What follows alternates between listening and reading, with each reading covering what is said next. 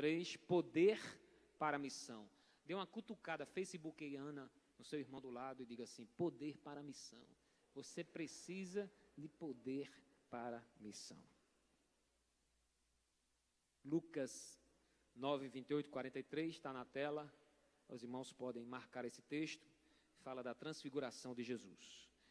Aproximadamente 8 dias depois de dizer essas coisas, que coisas? Fazia uma semana que Jesus estava com seus discípulos e Jesus fez a seguinte pergunta, quem diz os homens que eu sou? Tu és Elias, tu és isso, tu és aquilo. E Pedro respondeu, tu és o Cristo, o Filho do Deus vivo. 8 dias depois desse assunto aí, dessa ocasião, Jesus tomou consigo quem? Pedro, João e Tiago e subiu para o monte para orar.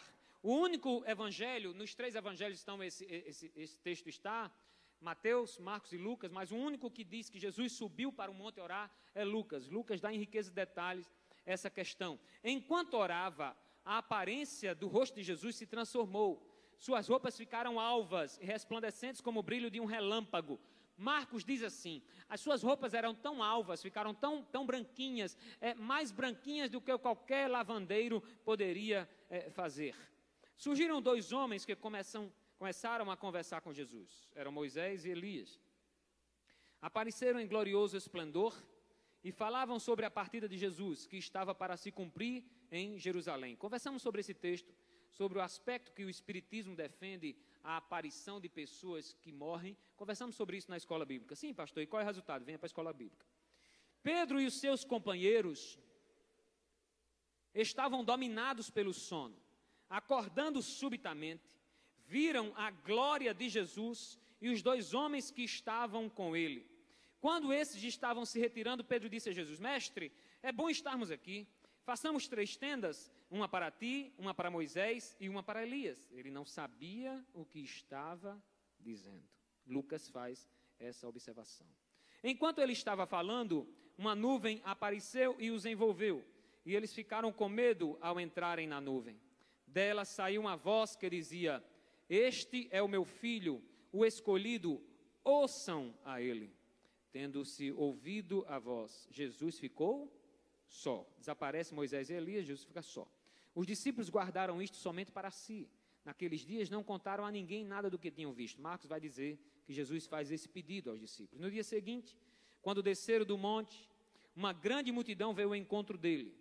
Um homem bradou, mestre, rogo-te que dês atenção ao meu filho, pois é o único que tem. Um espírito domina, de repente ele grita, lança-o em convulsões e o faz espumar. Quase nunca o abandona e o está destruindo. Roguei aos teus discípulos que o expulsassem, mas eles o quê? Não conseguiram. Aí você vai dizer assim, se fosse eu também, acho que eu não conseguia, eu dava uma carreira tão grande. Respondeu Jesus, ó geração incrédula e perversa, até quando estarei com vocês e terei que suportá-los? Tem gente que pensa que Jesus, não é? De vez em quando, irmão, Jesus era mais firme na voz, naquilo que ele tratava, a seriedade que com o assunto que ele tratava, com as famílias, com as pessoas que ele tratava. Traga-me aqui o seu filho, disse Jesus. Quando o menino vinha vindo, o demônio lançou-o por terra em convulsão. Mas Jesus repreendeu o espírito imundo, curou o menino e o entregou de volta a seu pai. E todos ficaram atônitos ante a grandeza de Deus. Estando todos maravilhados com tudo que Jesus fazia, disse ele aos seus discípulos. E aí segue o texto, eu vou ler até aqui. Os irmãos conhecem essa passagem, o Monte da Transfiguração. No Monte Tabor, Jesus chama 3 dos seus discípulos, o círculo mais íntimo, a célula de Jesus. Jesus, a quem historiadores que comentam que ele tinha por volta de 500 discípulos. Desses 500 ele chama 70. Dos 70 ele ora, passa uma noite orando. E desses 70 ele chama 12 apóstolos. E desses 12 apóstolos ele tem intimidade com 3. Toda vez que ele vai para algo importante, ele leva com ele Pedro, Tiago e João. Tiago torna-se o líder da igreja em Jerusalém. Eu creio que não foi à toa essa célula, porque Jesus sabia da disposição do coração desses homens. Pedro foi o primeiro pregador, 5.000 almas se converteram, 3.000 almas se converteram, está lá no livro de Atos, quando Pedro é cheio do Espírito Santo. Deus muda, Jesus muda o coração de Pedro. O Espírito Santo muda a vida de Pedro. E aí Tiago também é transformado pelo Senhor, passa a ser o líder da igreja em Jerusalém. E João passa a ser o pastor, aquele que disse no seu evangelho que era o discípulo amado. Ele passa a ser um grande pastor da igreja. Morre velhinho já, depois de exilado na ilha de Patmos, aos 90 anos. Mas o que é interessante, a riqueza e detalhe que Lucas dá. Lucas diz: Jesus subiu ao monte para orar. Tem crente que acha que só vai obter a bênção se subir ao monte. Na verdade, é uma boa subir ao monte. Eu só subi uma vez. E foi de carro. Pastor, tu não subisse de joelho não. Irmão, todo sacrifício já foi feito na cruz do Calvário.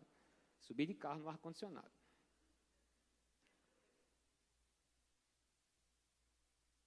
Jesus tinha um lugar de oração.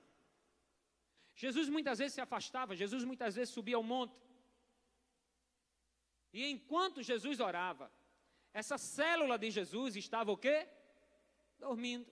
Líder de célula tem jeito para a sua célula. Porque olha essa célula de Jesus. Enquanto ele estava orando, buscando, arrumando as cadeiras, chamando o pessoal para ter intimidade, os caras estavam dormindo, faltando na célula, dando desculpa. Não, meu cachorro, né? Aconteceu isso, aquilo, tive que levar ele para o veterinário. Não, a minha avó adoeceu e aí uma prima minha ficou até 8 horas, eu tive que rendê-la, era 9 e pouco, não deu pra... E a gente começa a dar desculpas na vida cristã. Jesus tinha uma célula trabalhosa. Pedro, Tiago e João dormiram.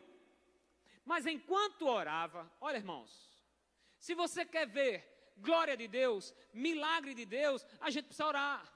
Enquanto Jesus orava, o seu rosto começou a resplandecer. E nem o brilho da glória de Jesus foi capaz de acordar os discípulos. Alguns de nós fomos para o encontro com Deus. Alguns de nós frequentamos a igreja há 20 anos. Alguns de nós temos chamado ministerial. Alguns de nós estamos na igreja desde criança. Mas a glória do Senhor se manifesta. A glória do Senhor vem sobre a igreja. A reunião de oração é um pipoco do trovão. A célula é uma bênção. Mas aquilo não me toca, porque eu já me acostumei a ser crente. Eu já me acostumei com o espírito chamado de religiosidade. Então eu contribuo, eu dou o dízimo, eu oferto, eu ajudo a pagar as contas da igreja. Eu venho regularmente aos cultos, mas eu não mergulho em profundidade.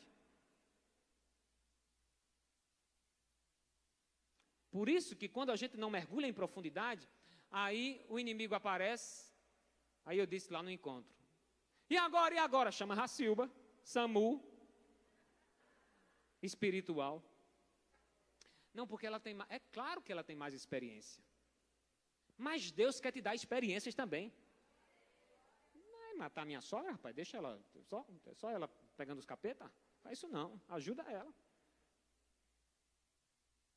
Queridos, a aparição de Moisés e de Elias é uma ratificação da autoridade, é para uma ratificação da autoridade de Jesus. Moisés representando a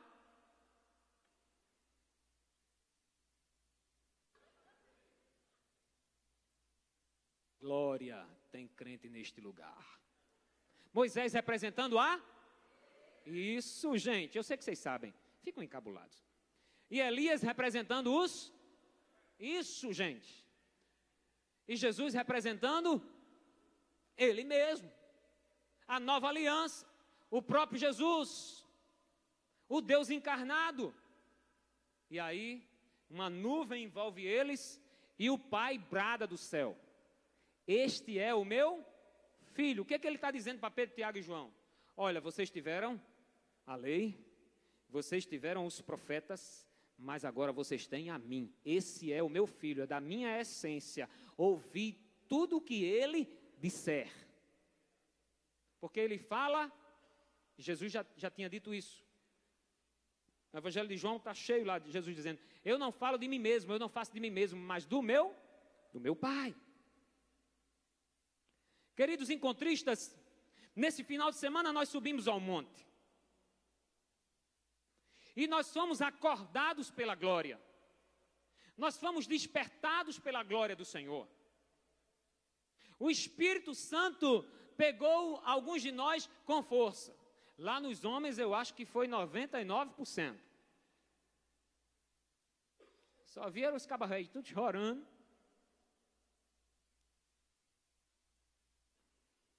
Cheios do Espírito Santo. Aquele lugar pareceu bom demais.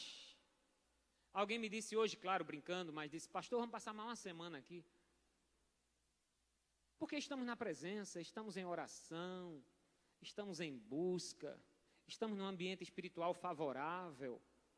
Então dá vontade de a gente ficar.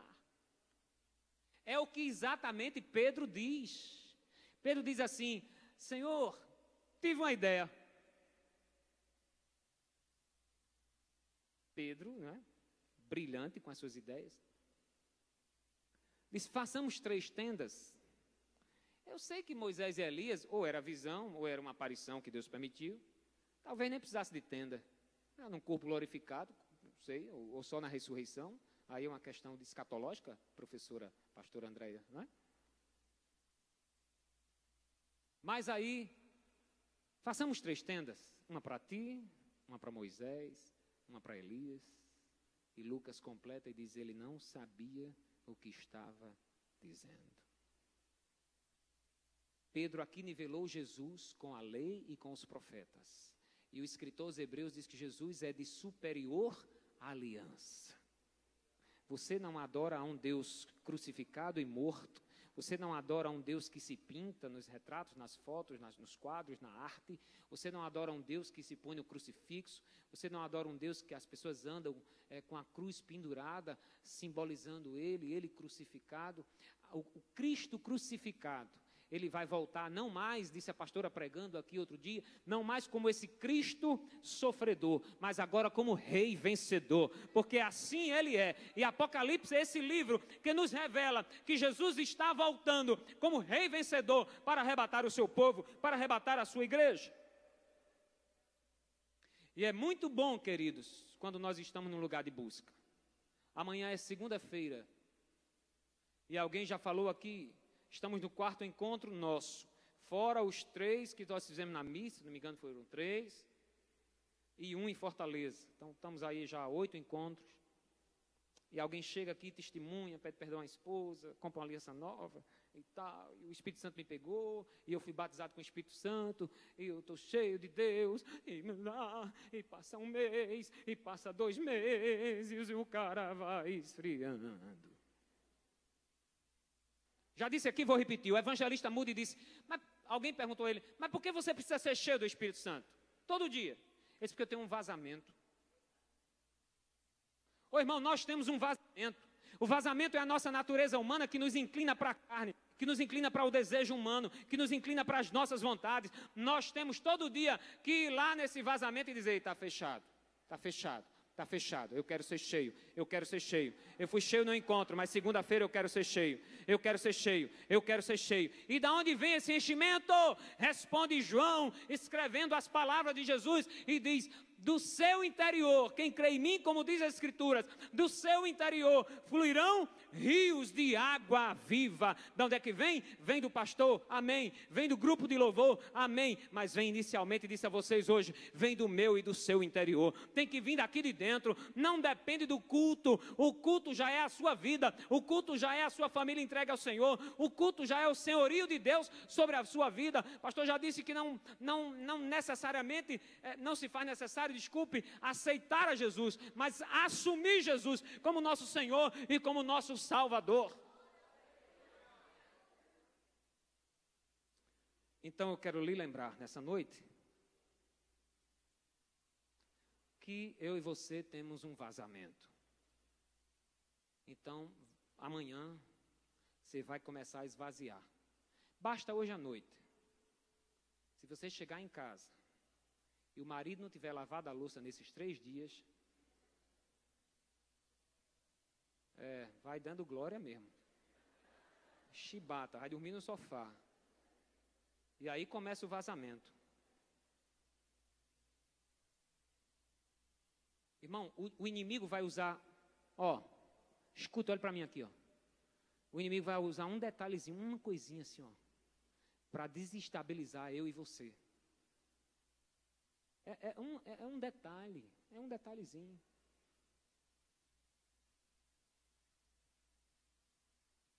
Hoje, quando eu entrei no auditório feminino, eu não ia lá. Homem não deve entrar no auditório feminino, mas o pessoal disse que pastor, eu sou homem, viu?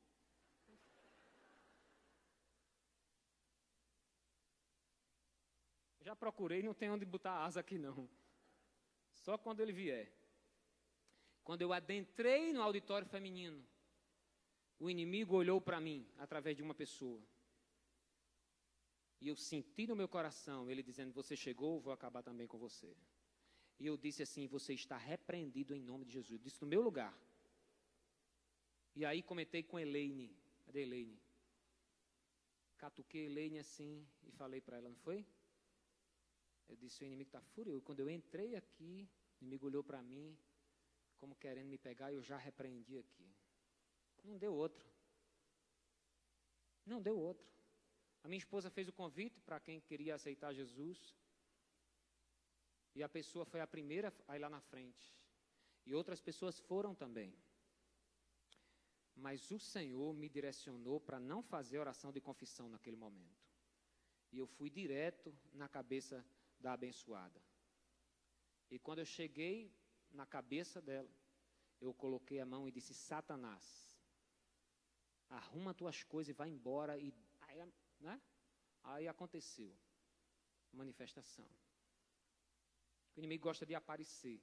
E quanto mais tiver gente dando ibope para ele, aparecendo e chorando, não sei o que, e agora?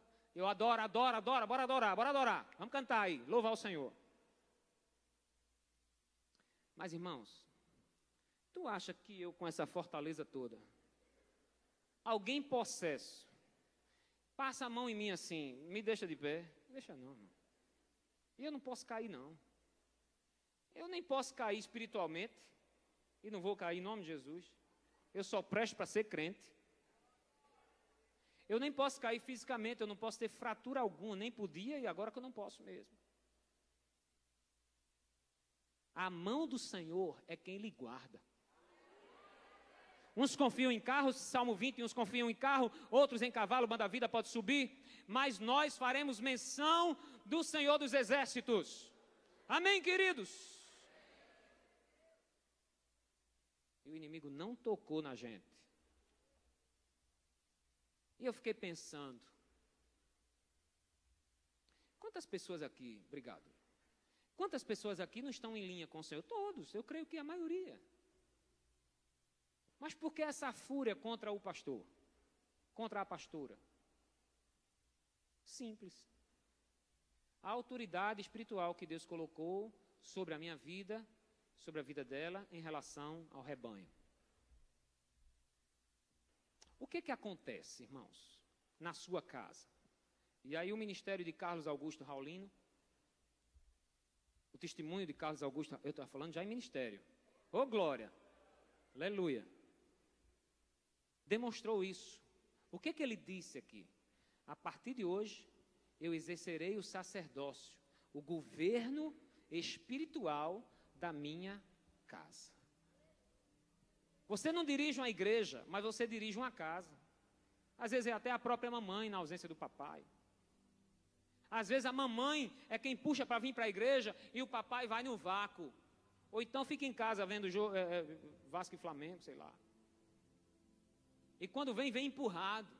E chega atrasado porque tá com o olho no Faustão, na televisão, no jogo. Como é que você quer ter poder? Como é que você quer ter autoridade? O inimigo vem e furta a nossa autoridade. O inimigo furta a nossa autoridade. Sabe, irmãos, o detalhe que vai aparecer no Evangelho de Marcos, capítulo 9, não precisa abrir, em 14 e 15, contando essa mesma história, é que no outro dia eles desceram do Monte da Transfiguração. E Jesus encontra o restante dos seus discípulos e uma multidão lá embaixo. E o texto bíblico vai dizer que eles estavam discutindo com os fariseus. Escute aqui, queridos, principalmente você que já fez seminário, e tanta coisa, e não sei o quê, e cursos e mais cursos. Satanás ele não obedece a diploma não, viu? a certificado de conclusão de curso teológico. Satanás não obedece a isso, não. Com todo respeito ao meu curso e ao seu curso. O que acontece aqui? Os discípulos, os 9 que ficaram embaixo, estavam discutindo com os fariseus. Não, eu estou certo. Não, vocês estão errados. Por isso, por aquilo. Aí você, não, nós estamos certos, o nosso mestre vai descer daqui a pouco e nós vamos provar que nós estamos certos, porque a lei já foi abolida, cumprida na vida dele, está sendo abolida, e papapá, e os fariseus puxavam uma corrente, e eles puxavam outra, aí os fariseus diziam, eu sou calvinista, o outro dizia, eu sou arminiano, estou brincando, não é? Mas aí começava aquela discussão que não leva ninguém para lugar nenhum. Está me ouvindo na internet? Se não gostar de mim, filho, ora por mim. Mas a sua discussão teológica não vai levar você para lugar nenhum.